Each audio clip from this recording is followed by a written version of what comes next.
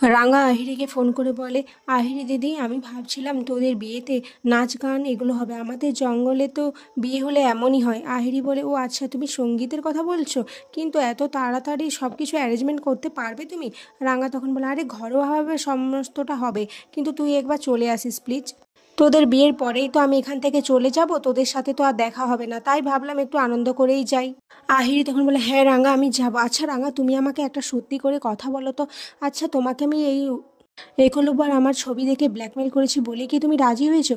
রাঙা তখন বলে, আরে না রে, আমি তো জানতাম তুই আর উড়ানবাবু একে অপরকে ভালোবাসিস। আমি তো তোকে আগেও কথা দিয়েছিলাম আর এখনও কথা দিচ্ছি যে আমি তোদের বিয়েটা মেনে নিয়েছি। এই বলে রাঙা তো ফোনটা রেখে দেয়। এদিকে রাঙা যখন ঘর সাজাচ্ছিল কম ফুল দিয়ে, তখন পিসিমণি বলে, এ কি রাঙা, তুই এত কম ফুল দিয়ে সাজাচ্ছিস কেন? বলে, আরে অত বেশি খরচা করে কি হবে বল, এই ফুল দিয়ে এমন সাজিয়ে দেবো না, এতেই হয়ে যাবে। ঠিক তখনই সভ্য আর সাত্তকী আসে আর এসে বলে, কি ব্যাপার বলতো, বাবা এখনো আসছে না কেন? ব্যাংক থেকে টাকা তুলতে কি এত সময় লাগে? তখন প্রমিতা এসে বলে, আরে ফোনটাও তো তুলছে না, কি হয়েছে বলতো মানুষটার?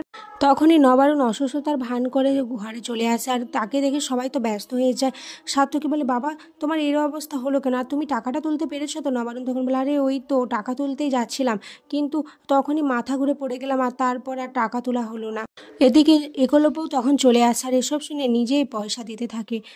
আর একলব্য টাকা দেওয়া দেখে বৃন্দা তো খুব খুশি হয়েছে। তখনই রাঙা বলে, আরে বড় বৌদিদি, এত খুশি হচ্ছিস কেন? এই টাকা এখন তো তোরা নিতে পারবি না, তোরা জানিস না আজকে কী দিন?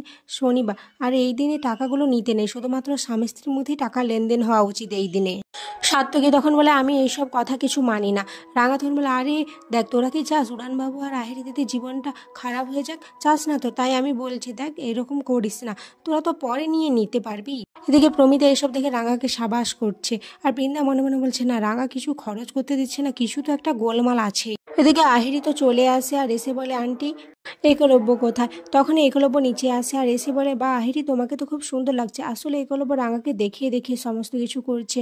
তারপর সকালে অনুষ্ঠান করার জন্য রেডি হয়ে যায়। তখনই আহিরির ফোনে রাজেন্দ্রবাবু ফোন করে। রাজেন্দ্রবাবুর ফোন দেখে আহিরি তো ভয় পেয়ে যায়। রাঙা সমস্ত কিছু বুঝতে পারে। এরপরে রাজেন্দ্রবাবুর সাথে কথা বলে আহিরি বলে, আমি একটু অপেক্ষা করুন আপনি, আমি এক্ষুনি যাচ্ছি। এদিকে একলব্য আহিরির বলা কথাগুলো শুনতে পেয়েছে আর বলে, টাকার ব্যাপারে তুমি কার সাথে কথা বলছিলে আহিরি, আর তুমি কোথায় বা যাচ্ছ? আহিরি তখন কথা বলানোর জন্য বলে, আরে তেমন কিছুই না, একটা সামান্য ব্যাপার, তুমি চিন্তা করো না, আমি অনুষ্ঠান শুরু হওয়ার আগেই চলে আসবো।